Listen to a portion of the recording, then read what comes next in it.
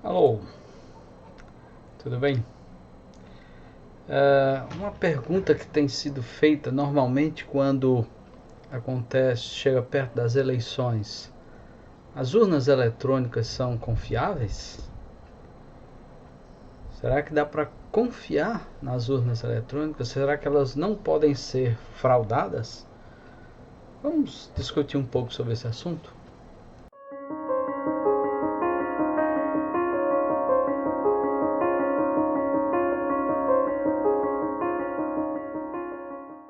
Alô, recentemente o presidente Bolsonaro chegou a dizer que a sua eleição havia sido fraudada, que ele tinha provas sobre isso. E isso trouxe novamente à baila um assunto que recorrentemente, quando vai chegando perto das eleições, sempre é suscitada: a questão de se as urnas eletrônicas podem ser ou não é, alteradas, fraudadas, hackeadas. Bom, vamos discutir esse assunto aqui não do ponto de vista técnico, porque na verdade eu não tenho conhecimento técnico aprofundado acerca disso. Eu tenho o conhecimento da minha experiência como funcionário do Tribunal Regional Eleitoral do Rio Grande do Norte por mais de 10 anos, mais de 2 anos e meio como chefe de cartório. Hoje eu estou aposentado. No entanto, tive muita experiência, fiz várias eleições, sempre trabalhei no cartório, nunca trabalhei na parte administrativa, sempre lá na ponta, contato com o eleitor, contato com urna e etc. E eu vou passar para vocês o que eu conheço sobre como a, a, ao fluxo, como as coisas se desenvolvem. Né? E vocês vão tirar suas conclusões para verificar se as urnas são é, confiáveis ou não. Bom, a primeira coisa que a gente sempre precisa dizer é que o TSE, o Tribunal Superior Eleitoral, ele começa a preparar a eleição cerca de 2 anos antes da eleição ocorrer. Cerca de 2 anos antes de antecedência. Né? Então, qual é a primeira etapa? A primeira etapa é a elaboração de uma coisa chamada de algoritmo do programa que vai rodar nas urnas. O que é algoritmo? Pega todas as etapas que o programa tem que cumprir, né, para que ele realize o trabalho a qual ele está sendo designado. Então, depois que é feito o algoritmo, é gerado o chamado código-fonte. Esse código-fonte é já em linguagem de computador, né, a linguagem de programação, dizendo todas as etapas, todos os comandos que ele tem que fazer e etc. Muito bem. Depois que o código pronto, o código fonte está pronto, então o TSE chama os partidos políticos, Ministério Público Eleitoral, OAB, várias entidades da sociedade civil, inclusive universidades, né, para estudar esse código-fonte, para esmiuçar esse código-fonte, procurando falhas nesse código-fonte. Se por acaso alguma falha foi encontrada, então volta lá para aquela etapa do algoritmo para ser revisto e um novo código-fonte é escrito e novamente vai sofrer outro escrutínio por essas entidades, partidos políticos, Ministério Público Eleitoral, OAB, as entidades da sociedade civil, e isso ocorre, esse circuito ocorre até que o código-fonte não apresente mais falhas, né? Não apresente mais dificuldades, nem problemas. Quando o código-fonte é aprovado, então ele passa para uma outra etapa que é a compilação. Compilação é transformar aquele programa que está escrito lá em linguagem de computador em uma linguagem de máquina. Já não é mais a linguagem de programação, mas é uma linguagem de máquina, a linguagem que vai se comunicar diretamente com o computador, no caso a urna eletrônica. E aí ele passa para a fase de testes. São feitos vários testes, várias eleições simuladas são feitas, né? E se apresentar alguma falha, se apresentar algum problema, como por exemplo erro de totalização ou travamentos ou alguma coisa, e volta tudo de novo e volta desde o algoritmo até aquela fase. Tudo isso, obviamente, com o acompanhamento de todas essas entidades, né? Partidos políticos, Ministério Público, OAB, universidades, etc. Né? Depois de passar por essa sequência toda de testes, passou pelos testes, aprovado o programa compilado, aí então passa para os testes de hackeamento durante uma eleição simulada, né? Tentativa de hackeamento e tal. Hackers e profissionais da área de informática são convidados para tentar quebrar a segurança da urna eletrônica. Tudo isso sob acompanhamento, né, daquelas entidades de sempre. Partidos políticos, Ministério Público, universidade, entidades da sociedade civil. Bom, que eu saiba, até agora, não se tem notícia de alguém ter conseguido quebrar o sistema de segurança da urna. Né? Bom, pelo menos até agora. Depois, então, de passar por todos esses testes, o código-fonte é guardado numa sala-cofre do TSE, com acompanhamento dos partidos políticos, Ministério Público e tal, aquela coisa toda. Muito bem. O programa compilado a partir do código-fonte, então, vai ser disseminado já próximo da eleição em todas as urnas eletrônicas em cada zona eleitoral. E é importante lembrar que essa definição do programa compilado, etc., se dá cerca de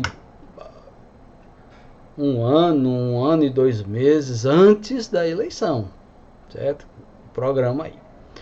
Aí as urnas eletrônicas, elas estão distribuídas em todos os tribunais regionais eleitorais de cada estado. Então, cada TRE tem um grande depósito gigantesco, onde estão guardadas as urnas. Estão guardadas as urnas. Ninguém tem acesso a essas urnas, a não ser o pessoal do Tribunal Regional Eleitoral. Pessoas de fora não têm acesso a essas urnas. Né? Muito bem. Quando está chegando próximo da eleição, de acordo com o calendário que é definido pela Justiça Eleitoral, os partidos realizam as suas convenções e definem os seus candidatos. Então você só tem, de fato, candidatos definidos pelos partidos no final de junho. Então, somente no final de junho do ano da eleição. Então, quando o programa foi feito, cerca de 2 anos antes por aí, da eleição, não existia candidatos. É impossível saber quem será candidato. Se o fulaninho aqui vai ser candidato por esse ou por aquele partido. Mesmo porque pode haver troca de partido, né, até 6 meses antes da eleição, ou pode haver filiação partidária para o camarada ser candidato até 6 meses antes da eleição, até abril. Então veja, a própria eleição passada, a eleição de 2018, o candidato que venceu a eleição, ele só se filiou a um partido pelo qual ele concorreu e venceu em abril, no finalzinho já do prazo. Ou seja, não tinha condição nenhuma de se saber quem seria, que ele seria candidato por aquele partido, mesmo porque ele passou vários meses em contato com vários partidos e só se definiu lá no finalzinho do prazo que ele tinha para se filiar, para poder concorrer por aquele partido. Então, não havia como uma pessoa, por exemplo, ter feito uma alteração do programa lá atrás, porque ele saberia que o candidato, que aquela pessoa seria candidata por aquele partido, coisa que não era impossível saber 2 anos antes. Não é? Muito bem. Essas urnas, quando chega próximo da eleição, né, coisa na última semana da eleição, essas urnas são distribuídas para as zonas eleitorais. E elas ficam, quando elas chegam nas zonas eleitorais, elas ficam sob guarda policial 24 horas por dia. A partir do momento em que as urnas chegam nos cartórios eleitorais, é designado uma escolta policial para ficar 24 horas guardando aquelas urnas. Então, mesmo quando o cartório está fechado, tem um policial lá, né? E vão se revezando de forma que 24 horas por dia vai ter um policial guardando as urnas. Muito bem. Quando chega lá para junho, os partidos fazem as suas convenções, definem os candidatos, e aí eles inscrevem os seus candidatos na Justiça Eleitoral. Esses dados são colocados dentro do sistema da Justiça Eleitoral, os dados do partido, os dados dos candidatos, né? Foto, o nome que ele está concorrendo, essas coisas todas. E esses dados vão ser colocados nas urnas lá na zona eleitoral. Okay? É o chamado de inseminação dos dados.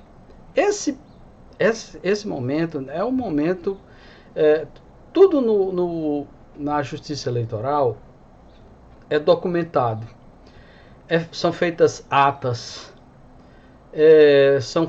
há uma burocracia bem específica, há uma documentação bem específica de todos os atos, e todos os atos são acompanhados pelos partidos políticos, pelo Ministério Público. A qualquer momento, no momento que os partidos estão escrevendo os seus candidatos, por exemplo, outros partidos podem vir pedir a documentação de candidatos para ver se existe alguma forma de impugnar algum candidato. Então, de sorte que os candidatos inscritos, decididos lá na convenção, podem concorrer ou não, dependendo. Se ele for impugnado e a Justiça Eleitoral julgar que ele, de fato, não pode ser candidato, ele será excluído e o partido tem que substituir. Então, veja, existe toda uma dinâmica em todo esse processo que impossibilita alguém saber 2 anos antes quem será candidato efetivamente e quem estará concorrendo efetivamente. Então, existe essa inseminação é uma cerimônia presidida pelo juiz eleitoral, certo? Com o acompanhamento do Ministério Público Eleitoral, dos partidos e tal, que podem estar lá no momento em que os servidores do cartório estão fazendo a inseminação dos dados, verificando se existe alguma coisa errada, algum procedimento que não deveria haver. Depois que as urnas são inseminadas, ou seja, são colocados nas urnas, em cada urna é colocado os eleitores, a lista dos eleitores daquela urna. Então, cada urna tem uma lista de eleitores específica daquela sessão eleitoral. Então, os eleitores da primeira sessão não estão na urna da segunda sessão, nem da terceira e vice-versa. Aí os candidatos vão estar em todas as urnas, é claro, né? Mas cada urna tem dados diferentes, tendo em vista que os eleitores da primeira sessão são diferentes dos eleitores da segunda sessão. Muito bem.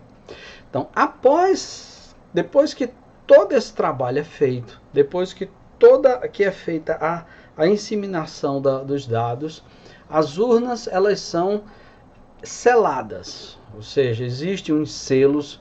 Esses selos são as etiquetas numeradas, que são rubricadas pelo juiz e pelo promotor, e se houver algum representante de algum partido, também pode rubricar, porque é para dar a segurança de que, se houver alguma violação, aquele selo então vai estar rasgado, não é? Então é para garantir que não haverá violação da urna. Então as urnas são seladas, são colocados selos, os adesivos, as etiquetazinhas lá. E elas é um tipo de etiqueta que, se você quiser tirar, ela se rasga toda, então não tem jeito de você tirar, com muito cuidado, para evitar que para você utilizar depois. Não pode. Você tirou, ele rasga, né? Tirou e rasga. Muito bem. Aí então, depois de terminadas essas inseminações seladas, as urnas permanecem sob guarda policial. No dia anterior à eleição, a chamada preparação das sessões. O cartório eleitoral leva com suas equipes e monta a sessão eleitoral, que é o quê? A instalação da urna na sessão, no local de votação, né? E faz um teste para ver se a urna está funcionando direitinho e tal. Então, cada local de votação, normalmente o local de votação é um colégio, mas pode ser um clube, pode ser um outro espaço público, né? Normalmente é colégio. Então, esse colégio ele fica fechado no dia da preparação, e sempre tem um policial, né, um policial militar, guardando lá o local até o dia seguinte, quando abre os portões. Então, no momento em que é feita a instalação, lá tem um policial que é depois rendido por outro e por outro, de sorte que durante todo o tempo da preparação, da instalação das urnas no colégio até o dia seguinte, que é a abertura dos portões para que aconteçam as eleições, tem um policial lá também, certo? Durante a votação, durante no dia da votação, durante o processo de votação, a sessão ela é presidida pelo presidente da sessão eleitoral, e ele é o responsável por tudo que acontece ali. A autoridade dele só é menor do que a autoridade do juiz eleitoral, né? Na sessão ele é o extremamente responsável por isso. E ninguém pode mexer na urna sem autorização do presidente da sessão. E o presidente da sessão autoriza a mexer na urna quando? O eleitor, na hora de votar. O eleitor vai lá, vota, digita, né? E sai, é uma autorização. Ou então, caso a urna dê algum problema, tenha alguma dificuldade, então o cartório eleitoral tem equipes, né, de técnicos de urna que vão resolver aquele problema, certo? Então, ninguém mexe na urna se não tiver a autorização do presidente da sessão. E mais, o único que tem autorização para mexer na urna em termos de fazer algum procedimento, né, são os técnicos do cartório eleitoral, que estão devidamente identificados e tal, treinados para isso. Ok? Muito bem. Lembrando ainda que cada sessão eleitoral tem fiscais dos partidos, né? Qualquer coisa eles dão logo uma chiada e tal. Um outro ponto extremamente importante, absolutamente fundamental, é que a urna ela trabalha isolada. Não tem nenhuma conexão com nenhuma rede, não tem conexão nem com rede local, nem com internet, nada. Ela é um computador que funciona sozinho, isolado. Então não tem como você, através de entrar remotamente na urna e tentar mudar alguma coisa, certo? Muito bem. Terminada a votação, o pendrive da urna ele é retirado pelo presidente da sessão e é entregue lá no cartório eleitoral, que vai realizar a transmissão dos dados para o TRE. Uma outra coisa importante é que o resultado, né, da urna, lá, ó, a fita dando o resultado daquela sessão, ela é afixada lá na porta da sessão eleitoral, para que todo mundo tenha acesso àquele boletim de urna, né, o boletim de urna. Muito bem. E também os boletins de urna são disponibilizados no cartório eleitoral, são publicados no cartório eleitoral, todo mundo tem acesso, qualquer pessoa tem acesso a olhar, verificar os resultados de cada sessão, fazer as suas somas e tal, e checar para ver se está igual ao resultado final que é dado. Isso normalmente é muito importante em eleições municipais, né? E dá para se fazer aquela soma rapidinho e verificar se está. Para uma eleição para presidente da República fica mais difícil, porque tem condição de você conhecer os boletins de urna de todo o Brasil. Mas numa eleição municipal isso é bem importante. Muito bem. E aí, quando o pendrive chega no cartório eleitoral, então, na presença do juiz eleitoral, do Ministério Público, de representantes dos partidos políticos, é feita então a transmissão dos dados. Né? É feita a transmissão dos dados para o TRE, que faz a totalização e emite os resultados. Né? Depois das eleições, as urnas são embaladas, né?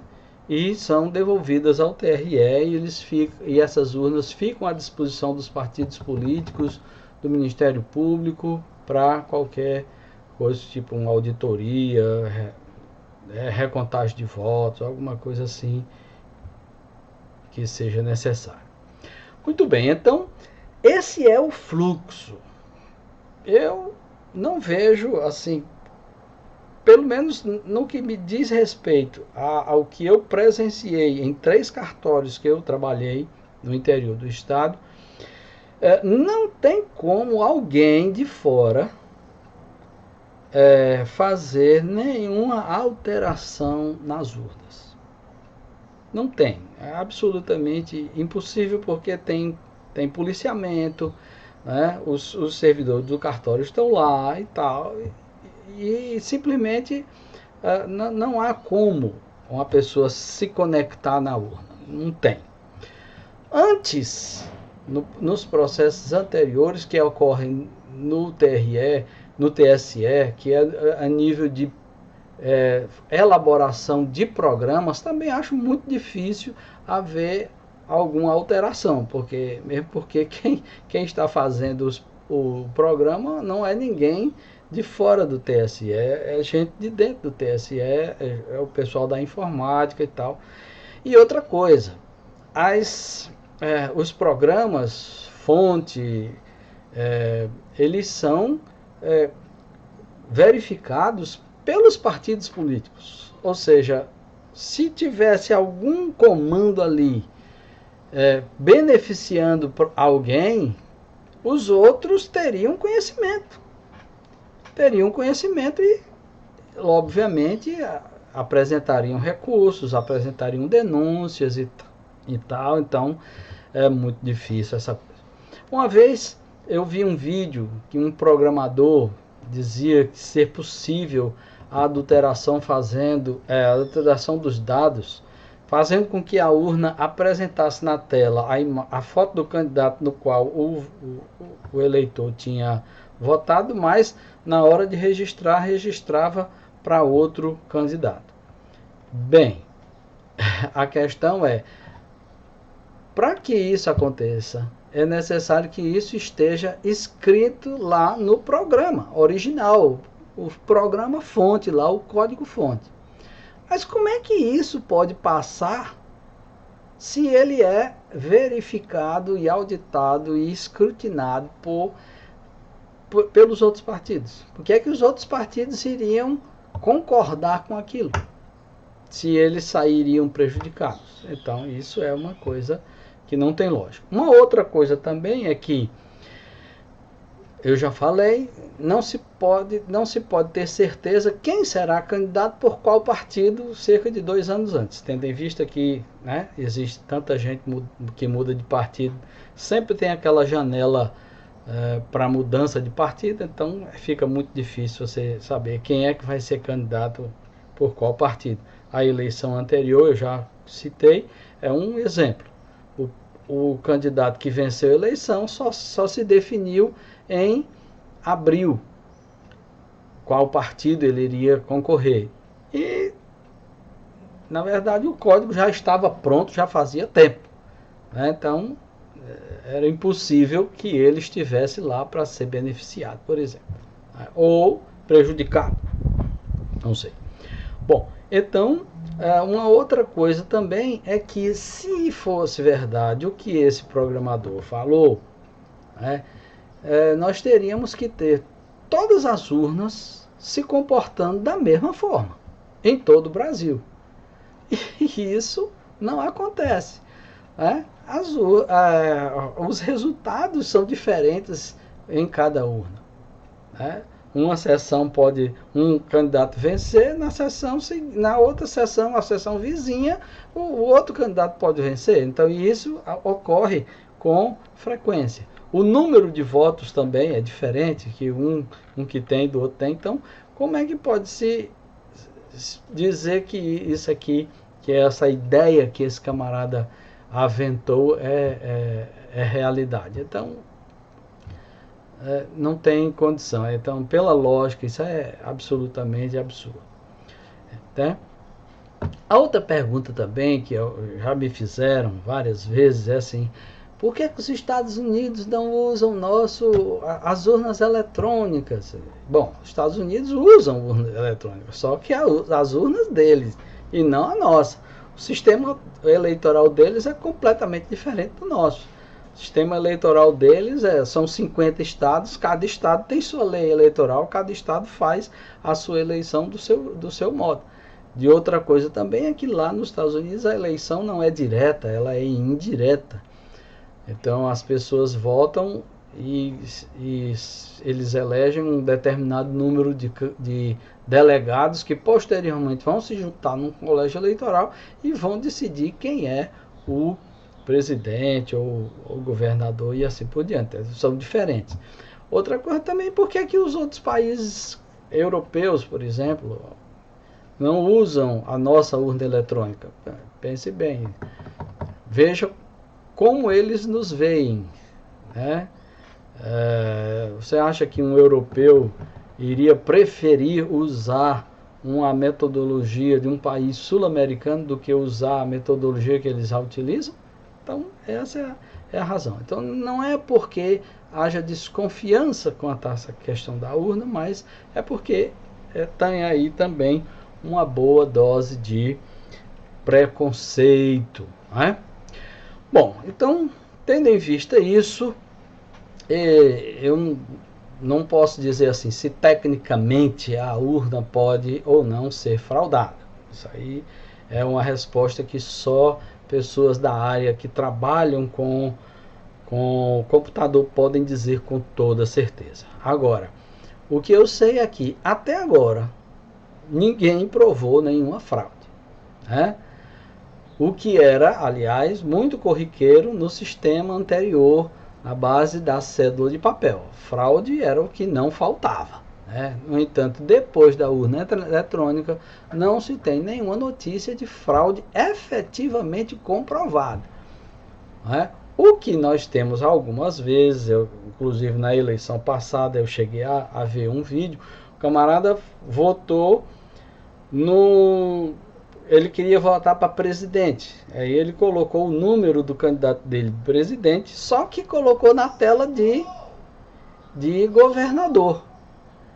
E aí deu dizendo que não existia aquele candidato. Aí ele ficou louco, dizendo que a urna estava fraudada, mas o problema é que ele botou um número que para governador que aquele partido não tinha indicado nenhum candidato a governador.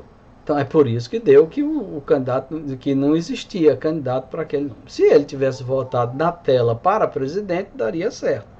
No entanto, como ele botou de governador, deu errado. É lógico, né? Muito bem. Uma outra coisa que também nós precisamos verificar é o seguinte, que é dificílimo que alguém tenha a oportunidade de fraudar as urnas, pelas razões que eu coloquei para vocês, e também pelo fato de que nós temos mais de 500 mil urnas no Brasil inteiro. Quem é que tem condições físicas para atuar em mais de 500 mil urnas no Brasil todo, né? Fraudando cada um? É impossível. Impossível porque, primeiro, elas são policiadas. Ninguém tem acesso a elas, só as pessoas autorizadas. Segundo, no dia da eleição, mais impossível ainda, mesmo porque ninguém pode ficar muito tempo lá na urna, né? Ninguém pode ficar muito tempo lá na urna, lá.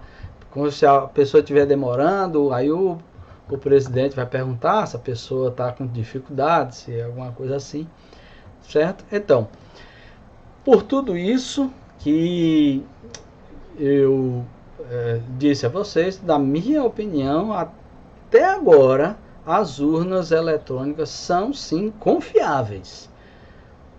Até que alguém apresente provas concretas e irrefutáveis da inconfiabilidade, elas são confiáveis. Pode votar sem medo. Agradeço aí a todos que acompanharam o vídeo até agora.